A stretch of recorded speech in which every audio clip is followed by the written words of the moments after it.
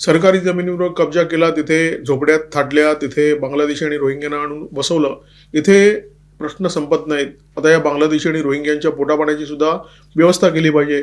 म्हणून जे लोक त्यांना इथे आणून बसवतात, त्यांनी मुंबईतले फुटपाथ सुद्धा यांना आंदण दिलेले आहेत. मुंबईमध्ये फुटपाथवर जर तुम्ही नजर टाकली तर तुमच्या लक्षात येईल की फेरीवाल्यांचा धंदा करणारे जे 70% लोक मुंबईमध्ये आहेत ते मुस्लिम आहेत. आणि ही परिस्थिती फक्त मालवणीसारख्या उपनगरामध्ये नाही आहे, दादरमध्ये सुद्धा वेगळी परिस्थिती नाही आहे. शिवाजी पार्क पासून जर तुम्ही बँड्रापर्यंत यायला लागाल तर सगळे जे फुटपाथ आहेत ते याच लोकांनी भरलेले दिसतात. ही मंडळी येतात कुठून?